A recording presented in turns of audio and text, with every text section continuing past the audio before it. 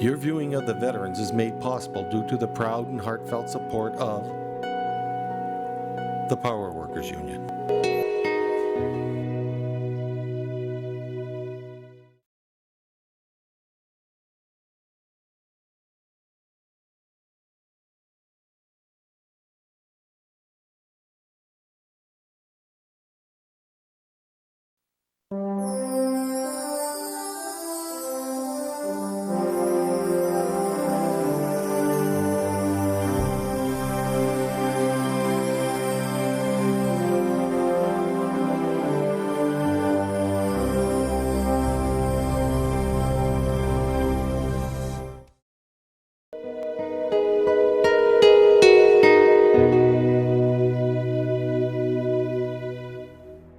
All Canadians can take pride in the outstanding achievements of our Canadian Armed Forces.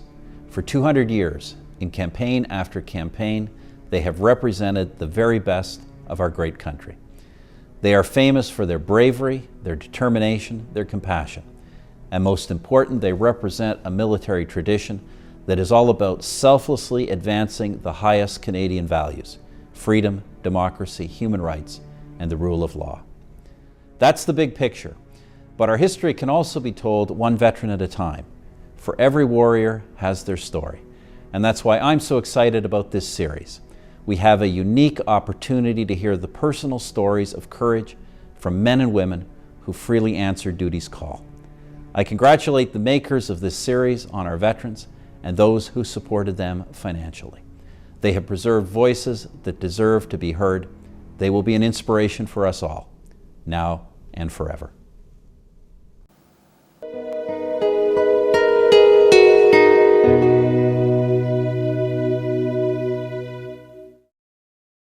Hello, I'm Senator Pamela Wallin. This documentary series is about war.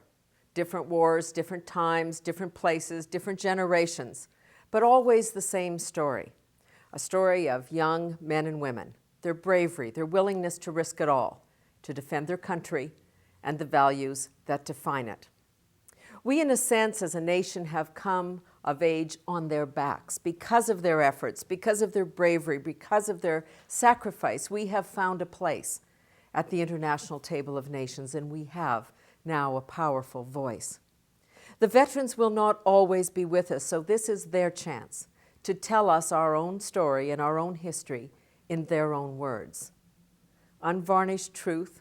Sometimes the pictures won't be pretty, but this is the story of a nation that has fought for its future. We owe these veterans a debt of gratitude for everything that they have done for us. So now, here is the story of Canada's Veteran Force.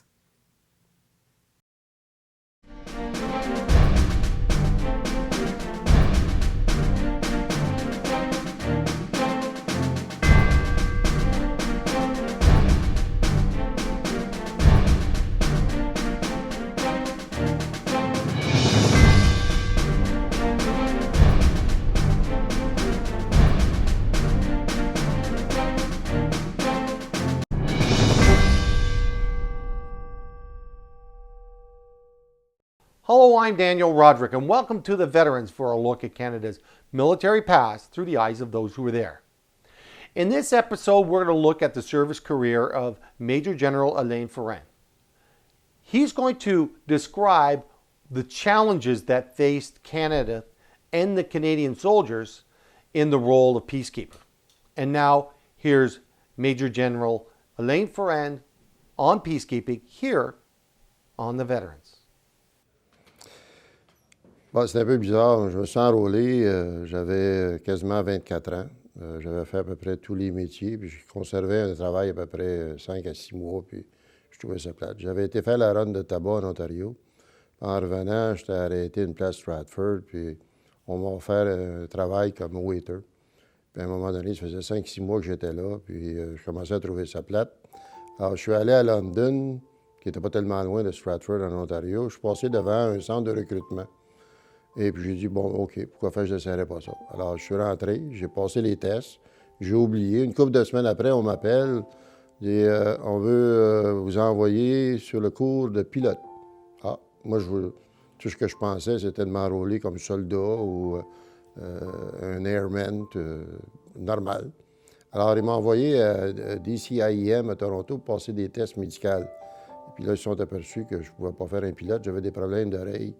J'aurais été plus en mesure de crasher l'avion que de la voler. Alors, j'ai oublié, puis au bout d'un mois, j'ai quitté le travail à Stratford. Je suis retourné chez moi à Farnham, où ma mère demeurait. Et puis là, il y avait un poste de policier qui s'est ouvert. Alors, je suis devenu policier. Et puis, à peu près 6 mois après que j'étais policier, je reçois une lettre du gouvernement des Forces armées canadiennes. Si vous êtes toujours intéressé, on voudrait vous enrôler comme officier cadet dans l'armée. Alors, je suis allé à Montréal, j'ai signé le papier, et puis je me suis ramassé à Chilliwack. Et c'est là que j'ai commencé ma carrière d'officier. J'ai fait ma phase 1 à Chilliwack, phase 2 et 3 à Borden. Et puis après ça, je suis devenu officier, été sur mon cours de parachutiste. Ensuite, été transféré au 2e bataillon du Royal 22e Régiment, que j'ai rejoint. Et puis là, 6 mois après, nous sommes allés à Chypre en 1969, de octobre à mars 1969. Alors, c'est comme ça que ma carrière d'officier au Royal 22e Régiment a débuté. Oui, je pense que le plus grand honneur qu'on ne peut pas faire à un ancien militaire du 22, c'est de le nommer comme colonel du Royal 22e Régiment. Moi, je me suis retiré en juillet 2000 des forces après 33 années de service. Et puis, on m'a demandé au mois de juin l'an passé de devenir le colonel du régiment du Royal 22e Régiment. Et puis, quand on regarde mes prédécesseurs, on a eu le général Vanier, on a eu le général Banacci, le général Allard, le général Belzile, le général Liston, le général Barry. Ce sont de mes prédécesseurs, le général Turcot, qui ont été colonel du régiment. Alors ça, c'est le plus grand honneur qu'on ne peut pas faire à un général qui a servi au Royal 22e Régiment que de lui demander de devenir le colonel du régiment. Alors pour moi, là, c'est le summum de ma carrière. Bon, ma carrière, comme j'ai mentionné, a débuté au 2e bataillon du Royal 22e Régiment. 6 mois après, je suis allé la première fois à Chypre avec le général Bézil, qui était le commandant du 2e bataillon à ce moment-là, de octobre à avril 69. En revenant, de octobre 69 à avril 70, en revenant, j'ai été affecté en Allemagne pour 3 ans. En revenant de l'Allemagne, j'ai été affecté au 1er commando de 72 à 75. Pendant qu'on était là, on s'est entraîné après la guerre du Yom Kippour. Le régiment Rio Porté était supposé être déployé au Moyen-Orient, puis ça n'a pas passé au Conseil de sécurité. Alors, pour compenser, on nous a envoyés à Chypre. Chypre, c'était supposé être une affectation, pas de problème. Et durant qu'on était là, il y a eu le coup contre Makarios par un nommé Samson. Et puis après, il y a eu l'invasion turque de la Turquie de Chypre en 1974. Alors, le régiment Rio Porté, on n'était pas le régiment au complet, on était seulement que le 1er commando et d'autres personnels du régiment à ce moment-là. Et puis, lorsque la guerre a éclaté, bien, nous, on n'avait pas les armes requises pour pouvoir accomplir notre tâche. Mais on était pris entre les deux feux. Et puis, il y a eu des situations où on a eu des morts et des blessés à cause de cette situation-là. Et puis, il est arrivé une occasion, moi, j'étais commandant du peloton de reconnaissance. Et puis, les seuls véhicules qu'on avait, c'était des Jeeps qui n'offraient aucune protection. On avait demandé aux Britanniques de nous donner un certain renfort, puis ils nous ont envoyé des espèces de Ferret qui offraient une certaine protection. Puis moi, je me promenais avec eux pour essayer d'identifier où étaient les firefights, puis donner une idée au colonel de ce qu'on pouvait voir dans le terrain. Et puis à un moment donné, j'ai reçu un appel. On avait un petit camp qui s'appelait Kronberg, où on avait une compagnie, une compagnie du commando qui était située. Puis c'était entre les positions turques et grecques. Et puis il y avait eu les Turcs avaient fait une attaque le matin pour essayer d'aller prendre une position grecque qui était à côté du camp. Ça avait mal tourné, et puis il y avait du mortier qui était tombé, puis il y en avait tombé sur le camp.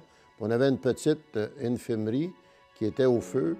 Et puis quand les gars essayaient d'éteindre le feu, ils se faisaient tirer dessus. Fait qu'on m'a demandé, moi, avec mes 2 Ferret Cars, d'aller là pour leur donner un peu de feu de support, au moins pour permettre d'éteindre le feu. Par le temps que je suis arrivé, l'infirmerie avait passé au feu. Alors, pour aller tourner dans le camp, moi, c'était un petit camp de rien, Il fallait que j'aille au bout. Il y avait une espèce de petite rivière, la Pédios River. Quand je suis arrivé là, je voyais des commandos qui couraient un peu partout. Je leur ai demandé ce qui s'est passé. Bien, les Turcs qui avaient attaqué, ils ont été repoussés. Il y a des Turcs qui sont venus se réfugier à l'intérieur du camp des Nations unies. Alors là, ils se sont fait dire, vous ne pouvez pas rester ici, c'est un terrain neutre. Alors il faut que vous quittiez. Puis eux autres ont dit, on ne quitte pas si on n'est pas escorté. Alors il y avait le capitaine Blaquière puis le caporal Plouffe qui sont portés volontaires pour les escorter, pour les ramener sur leur côté. Puis quand ils ont commencé à traverser la rivière Pédios au bout, la rivière, c'était un petit ruisseau, ça mesure à peu près 15-20 pieds, pas plus que ça, puis il n'y avait quasiment pas d'eau dedans. Ils se sont fait tirer par les positions grecques. Alors, il est mort 7 ou 8 Turcs. Puis le capitaine Blaquière avait été blessé, il avait été tiré dans la hanche. Le soldat Plouffe le protégeait d'une certaine manière. Quand je suis arrivé, moi, on m'a dit ça. Alors, bon, j'ai dit, il faut faire quelque chose, il faut aller chercher l'officier et le caporal. J'ai dit à mon ferret car, va te placer à tel endroit. Et puis, j'ai dit aux soldats, vous autres, vous allez placer une .50. Moi, je vais aller chercher le capitaine puis le caporal. Puis si je vous dis d'ordre de tirer parce qu'il me tire dessus, vous allez commencer à tirer. Alors, une fois que ça a été placé, ça a pris à peu près 4-5 minutes, ça. Là, je suis allé dans la rivière, puis les Grecs ont commencé à tirer sur moi. Là, j'ai donné l'ordre de tirer. Fait que là, j'ai réussi à ramener le capitaine Blaquière. Je l'ai ramené sur le bord, je lui ai donné un dégât. Puis je suis retourné chercher le caporal Plouffe. Puis le caporal Plouffe, entre-temps, par le temps que j'organise les positions, lui, il s'était fait tirer parce qu'il protégeait le capitaine Blaquière. Puis une balle qui avait frappé son casque d'acier et puis qui avait rentré dans sa bouche, puis il y avait la balle dans sa bouche.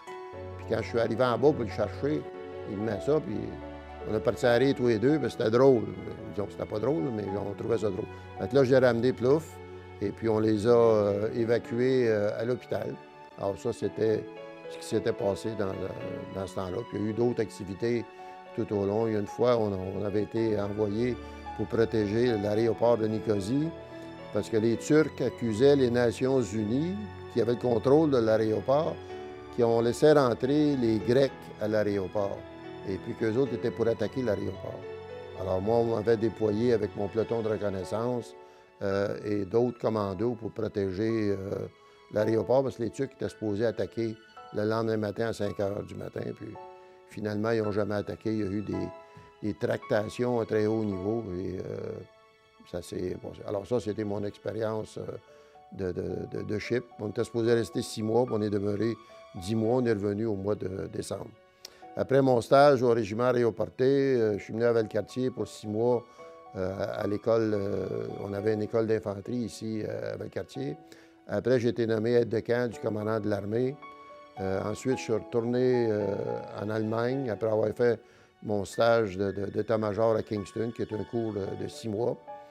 Après l'Allemagne, je suis allé à Toronto sur notre cours d'état-major d'1 an. Après 1 an à Gagetown comme chef instructeur à l'école d'infanterie. Ensuite, j'ai commandé mon bataillon, le 3e bataillon du Royal 22e Régiment, qui est situé à Valcartier. Ensuite, on m'a affecté comme instructeur, comme enseignant, comme directing staff sur le cours d'état-major de Kingston. J'ai fait ça pendant 3 ans. Je suis revenu à Saint-Hubert où, pendant 1 an, j'étais celui responsable de l'entraînement pour l'armée. Ensuite, j'ai été promu colonel, affecté dans les opérations à Ottawa. Et puis, après 1 an et demi, j'ai passé 1 an au Sahara occidental. Il y avait une mission des Nations unies qui était là. Puis moi, j'étais l'officier de liaison senior avec le groupe rebelle, le Polisario. Alors, j'ai passé 1 an avec eux. Eux étaient en guerre contre le Maroc depuis les années 80. Puis on était là pour essayer d'avoir un référendum pour savoir à qui appartenait le Sahara occidental. Alors, il y avait 150 000 troupes marocaines. Ils avaient construit un mur, eux autres, qui partitionnaient le Sahara occidental. 2 tiers contrôlés par eux, puis 1 tiers contrôlé par le Polisario. Pas le mur de Chine, là, mais l'équivalent sur 2000 km dans le désert, avec du barbelé, des mines. Le Polisario était à peu près 5000 soldats, puis eux autres, ils attaquaient, puis disons qu'ils donnaient énormément de troubles. Alors nous, on était là pour calmer le jeu et puis essayer de mettre en place les conditions pour un référendum. Ça, c'était en 91-92. Il n'y a pas eu lieu encore. Les Nations unies sont encore là. Lorsque je suis revenu, on m'a réaffecté When I à came back to Ottawa, Canada, I was pour posted un once an, again to Ottawa, where I was responsable de tout responsible ce qui for était all le the material matériel holdings of de the Army. l'armée. Ensuite, j'ai Then I été was promu promoted général. Brigadier J'ai commandé General la and commanded 5e 5 brigades brigade in ici, Valcartier from de 1993 to 93 à 95. 1995. Durant cette And période-là, during on that était period, en we were in the former ex-Yougoslavie, en Yugoslavia, in Croatie et en Croatia, Bosnie. and in Alors, Bosnia, and so j'entraînais I à peu près oversaw the 5000 training of troupes about pour les 5,000 troops déployer, that were 5000 deployed from troupes de Valcartier during Valcartier that qui period. se sont déployées durant cette période-là. Lorsque j'ai fini de commander ici en 95, on m'a affecté comme commandant du secteur sud en Croatie. Alors, je suis allé là, puis à peu près 2 mois et demi après que je suis arrivé là, les Croates ont attaqué pour reprendre la partie de ce qu'ils appelaient les Krajina. Moi, je commandais le secteur sud des Krajina. Pour reprendre ça, ce qu'ils ont réussi. Et puis moi, durant ce temps-là, j'avais un camp qui était à Kinin, qui était la capitale des Krajina dans le temps. Et puis j'ai accueilli dans mon camp à peu près 1200 Serbes qui étaient menacés. Et puis les Croates voulaient que je leur livre 83 criminels qu'eux disaient. Et puis moi, je disais, donnez-moi les preuves. Et puis on a eu une Mexican stand-off pendant 3 semaines et demie, jusqu'à temps qu'ils n'arrivent pas avec des preuves. Et puis il y a eu 14 personnes qui ont été données à la Croix-Rouge pour être acheminées dans les prisons croates lorsqu'ils ont eu suffisamment de preuves. Pendant ce temps-là, il a fallu s'occuper des réfugiés, puis les autres qui coupaient l'eau, coupaient l'électricité, ils tiraient par-dessus le camp pour écœurer le monde. Puis la plupart, c'était des vieillards, des femmes puis des enfants. Alors disons qu'on a eu un petit problème parce que mon camp, c'était un camp où on pouvait accueillir à peu près 300 personnes. Mais quand les troubles avaient commencé, parce qu'il a tombé sur Kinin, où on était, à peu près 3000 bombes en l'espace de 36 heures. Et puis, j'ai accueilli tous les gens des Nations unies dans mon camp, en plus de 1200 réfugiés. Fait qu'à un moment donné, il y avait à peu près 2100 personnes pour un camp d'à peu près 300. Fait qu'on commençait le déjeuner à 7 heures le matin, on finissait à midi, puis on commençait le souper à 3 heures, puis finir à peu près à 8 heures. Alors, disons que ça a été dicey là, pendant une période de temps. Alors, ça, c'était mon expérience en Croatie. Quand je suis revenu, on m'a nommé Chief of Staff pour les Forces armées. C'était un peu celui qui contrôlait les opérations pour les Forces armées à Ottawa. J'ai fait ça 7 mois. J'ai été promu major général. On m'a envoyé à commander le secteur du Québec à Montréal. Une semaine après que je suis en poste, il y a eu les inondations au Saguenay. Alors, il a fallu réagir assez vite. Et puis en 98, il y a eu le fameux verglas, où j'ai commandé à peu près 12 000 troupes militaires et civiles à Montréal et la Montérégie.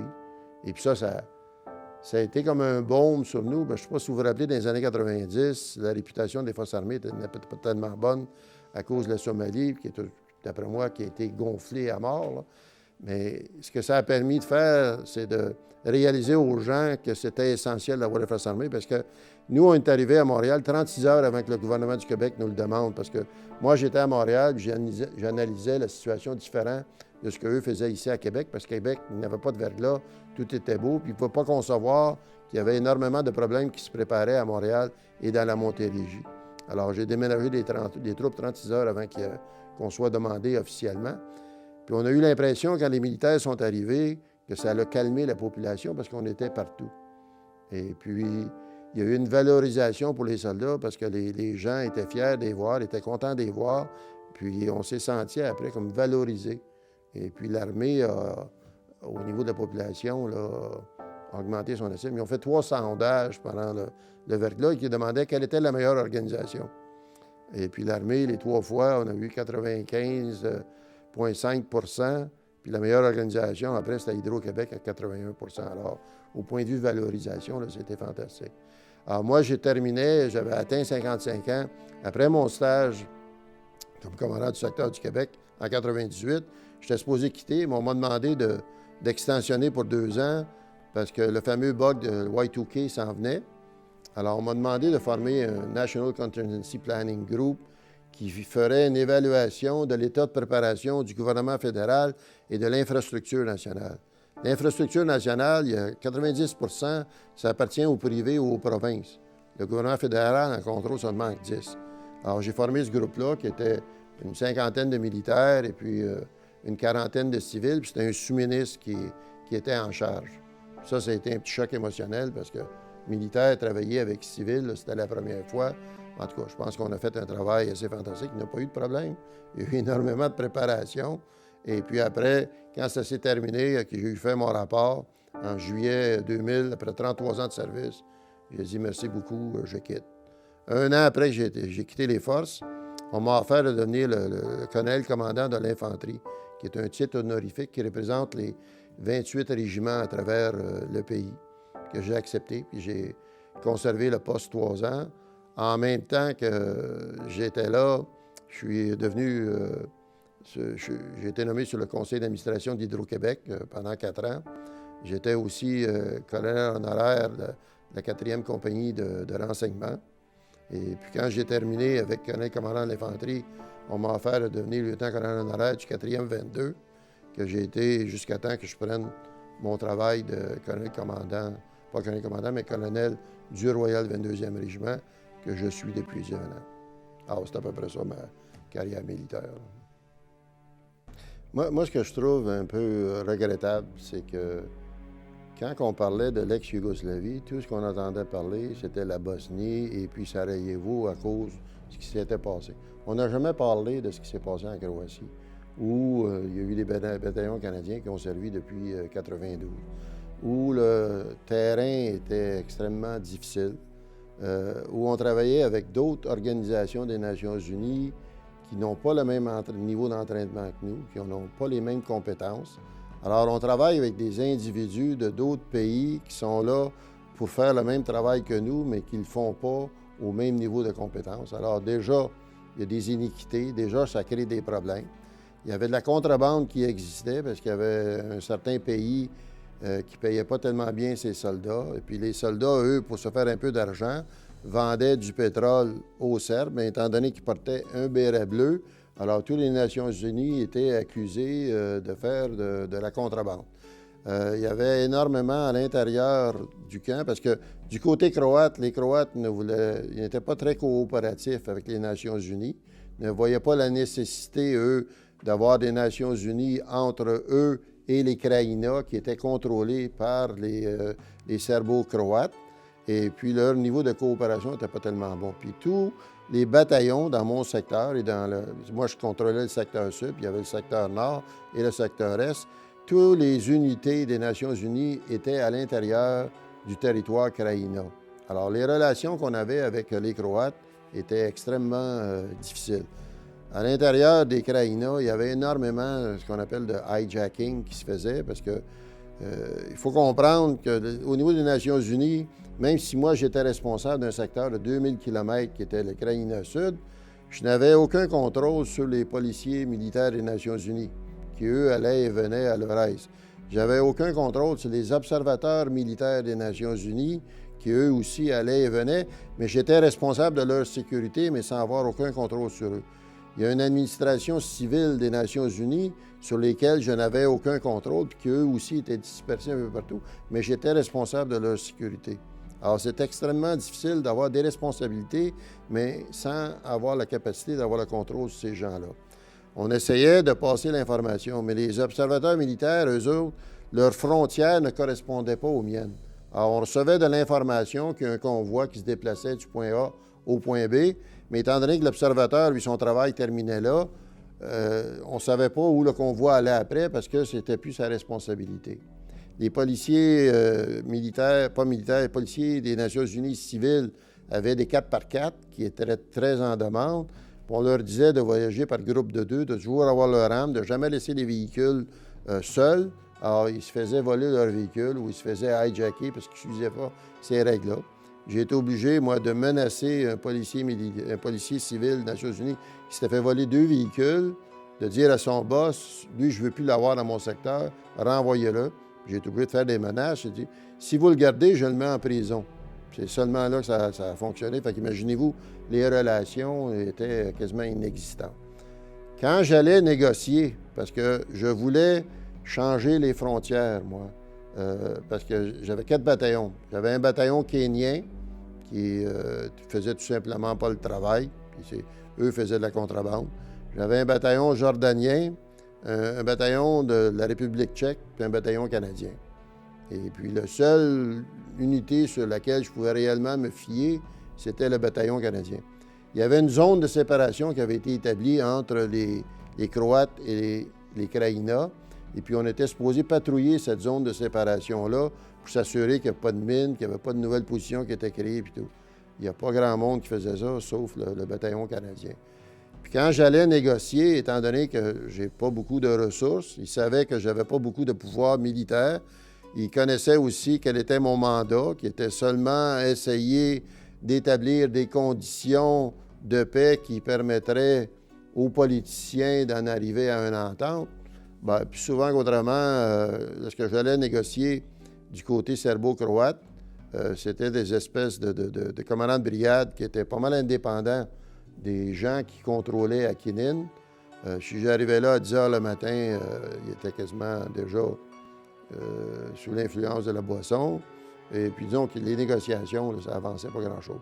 Puis quand j'allais du côté croate, c'était plus formel, mais je voyais bien que je pouvais demander, mais que ce que je demandais, on va y penser, ça avançait pas à grand-chose.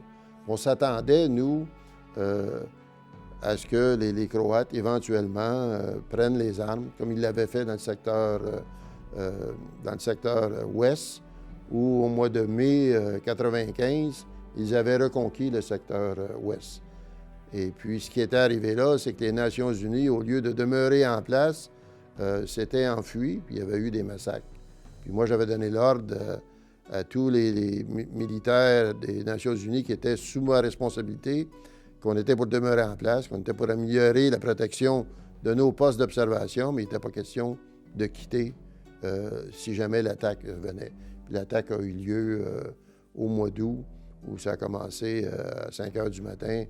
Il y a eu, dans les prochaines 36 heures, à Kenin, où j'étais, il est tombé peut-être 3000 obus là, sur la ville. J'ai d'ailleurs, aussitôt que ça a commencé, l'artillerie a commencé à tomber, j'ai envoyé une lettre à celui qui était le commandant des forces croates, le général Gotovina, lui disant que vous tirez d'une manière indiscriminatoire sur des civils. Je vous enjoins d'arrêter et puis ça va être porté à l'attention des Nations unies, ce que vous faites là. Ils ont continué à tirer pareil. Je suis allé témoigner il y a 2 ans au tribunal de La Haye contre le général Gotovina, contre le général Tchernak, qui est devenu le gouverneur militaire de Kenin après, parce que lorsque ça a cessé, les troubles, on a été pendant 2 jours, on n'avait pas le droit de sortir du camp. Il y avait des gardes d'armée, des chars d'assaut qui nous empêchaient de sortir du camp. J'avais 1200 Serbes que j'avais accueillis dans mon camp, qu'il fallait nourrir. Alors, disons qu'on a eu énormément de problèmes là, pendant 3 semaines que l'espèce de Mexican standoff a duré. Mais pendant ce temps-là, on voyait des feux qui s'allumaient un peu partout. On entendait du tir. Quand on a eu la permission de sortir, j'ai envoyé des patrouilles un peu partout. On voyait des gens qui avaient été tués. On voyait les animaux qui ont tous été tués. Les champs ont été brûlés. Les maisons qui brûlaient. Puis eux autres mettaient ça sur le dos des Tchetniks, qui sont de descendance serbe-croate. Nous autres, on disait non, c'est impossible. Ils ont tous quitté la région. Alors, le général Tchernak, qui était le commandant, le gouverneur du secteur sud, alors moi, je l'ai accusé. Il y a plusieurs lettres que je leur envoyais disant « Voici ce qu'on a vu, cessez vos actions immédiatement ». C'est pour ça que j'ai été témoigné à La Haye il y a 2 ans contre ces 2 généraux-là. Comme je vous le mentionnais tantôt, j'avais 4 bataillons. Les soldats de la République tchèque étaient excellents, excepté que la formation des officiers tchèques était une formation qui venait de lorsqu'ils étaient sous l'Union soviétique. Et ça me donnait l'impression que l'initiative, dans leur temps, il ne fallait pas avoir d'initiative. Alors, il était très bon si je leur disais, voici ce que vous allez faire. Mais il fallait que ce soit très précis. Si ce n'était pas exactement ce que je leur avais dit, ils ne prenaient pas de décision et puis ils attendaient qu'on leur donne des ordres. Mais les soldats comme tels étaient excellents. Les Jordaniens, j'ai jamais su réellement là, si ce qu'on me donnait comme information était la bonne information parce qu'ils ne voulaient jamais déplaire. Et puis juste vous conter une anecdote. Eux étaient là pour 13 mois en mission. Et puis le soldat ne quittait pas son poste d'observation pendant 13 mois.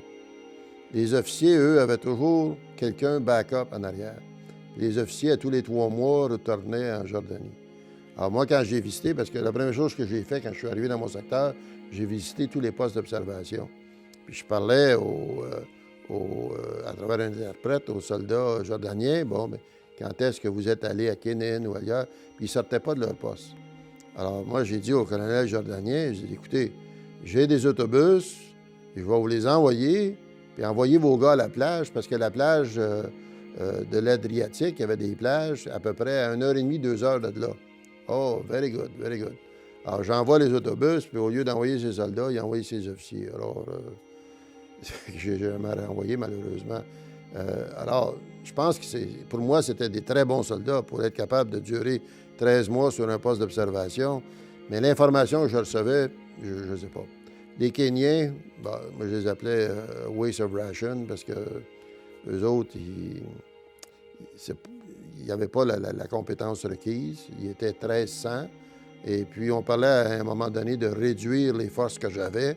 Et puis, moi, mon plan, c'était de renvoyer le bataillon kenyan. Quand les troupes ont commencé, j'ai plus eu de nouvelles d'eux autres. Ça a pris à peu près 6 jours avant que j'aie des nouvelles. Et puis, j'ai su par après ce qui s'était passé. C'est que eux autres, aussitôt que ça a commencé à tirer, ils ont mis leurs bagages dans les camions, puis ils ont entendu que l'armée croate arrive. Et puis, alors, disons que je n'ai pas été enchanté de la compétence des Kenyans.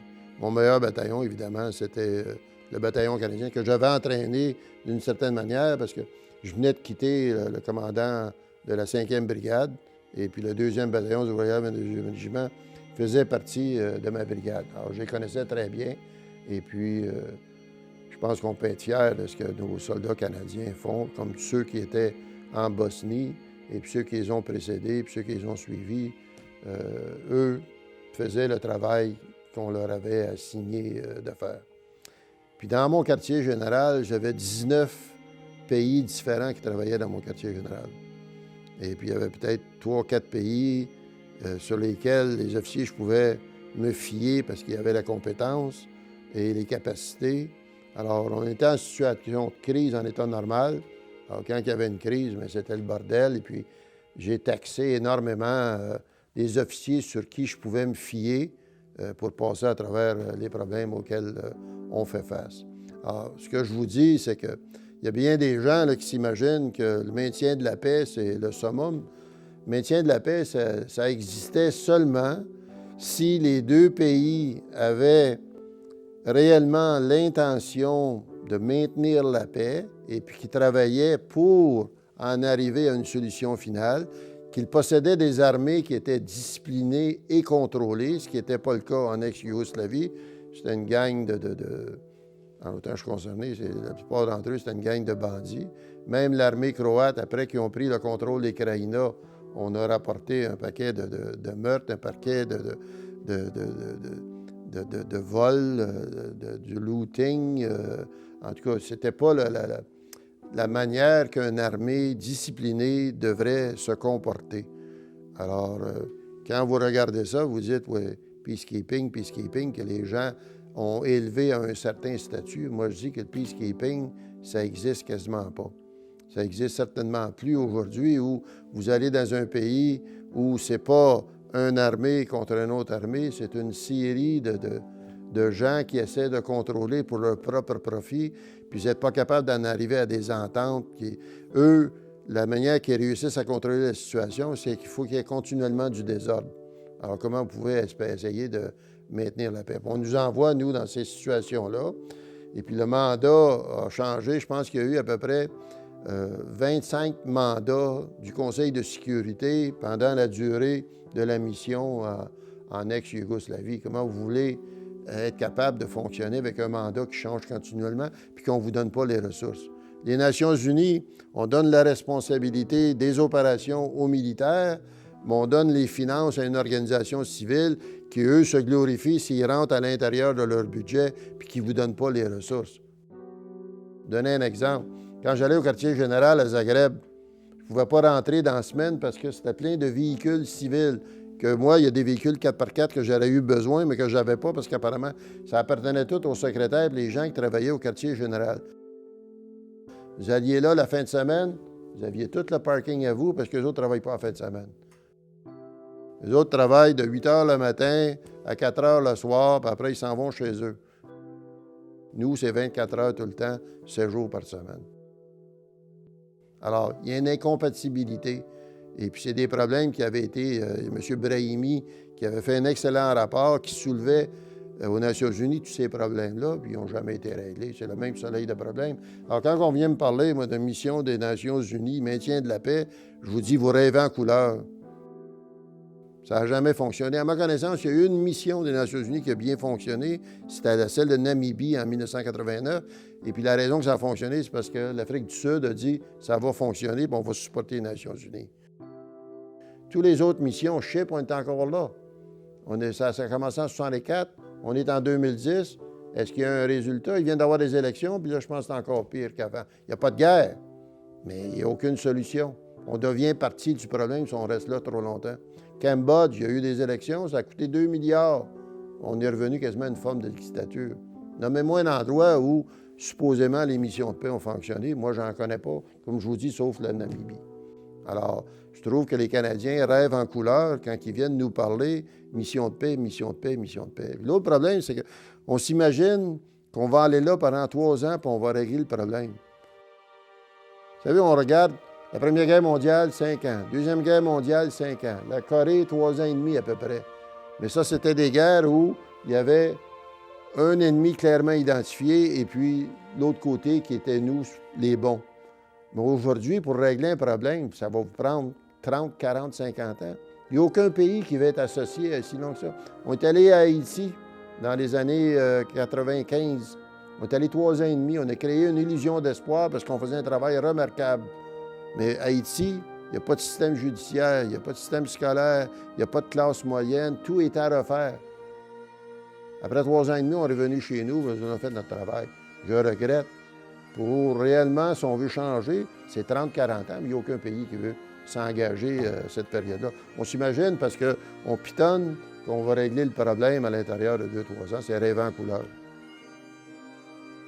C'est ça qui est malheureux aujourd'hui. Okay. Moi, ce que je vois pour le futur, puis on dit qu'on a évolué. Oui, on a évolué. Je pense qu'on n'a jamais eu des officiers aussi bien entraînés. Ça fait 8 ans, moi, que je vais comme mentor au Collège d'état-major à Toronto. Et puis, je vais sur les exercices qu'ils font, les majors, les lieutenants-colonels. J'ai jamais vu des jeunes hommes aussi bien entraînés. Ils sont mieux entraînés que moi, je l'étais quand je suis passé au Collège d'état-major.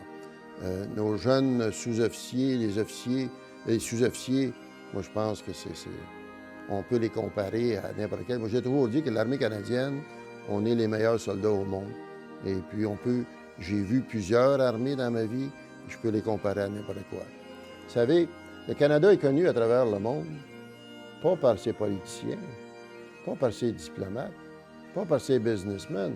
Quand il est connu parce qu'il y a eu un militaire qui portait Canada sur son épaule et puis qui se conduisait comme un humain, qui était là pour les aider, qui était sensible à leurs problèmes et puis qui n'était pas là pour les dominer. Et puis le Canada est connu à travers le monde, en autant que je suis concerné, à travers ses militaires. Moi, je l'ai dit, puis je vous l'ai dit tantôt, je crois que le militaire canadien est le meilleur soldat au monde. C'est pour ça que je dis à mes militaires, moi, quand vous allez revenir à la mission, vous allez avoir fait des affaires fantastiques, mais vous ne pourrez pas les compter parce que vous les avez vécues. Les seuls gens qui vont réellement vous comprendre, c'est les gens qui étaient avec vous dans la même situation, dans la même mission. Alors, comme je vous l'ai dit, moi, je suis extrêmement fier. Je me considère encore comme militaire. Le plus grand honneur qu'on ne m'a pas fait, c'est devenir colonel du Royal 22e Régiment, le meilleur régiment. Là, je prêche ma paroisse. Être ici, là, l'entrevue qu'on fait à la Citadelle, qui est la maison mère du Royal 22e Régiment, puis de voir nos militaires qui sont fiers d'être militaires, ben moi, je dis, c'est la plus belle vie, puis j'aimerais ça recommencer demain matin. And that's our look at Major General Alain Ferrand and peacekeeping operations in the Canadian military around the world. Remember, the best way to pay tribute to those young men and women who served this great nation is to take the time to hear the stories of what they had gone through to make this world a better place for all to live in. Thank you for joining us and watching The Veterans.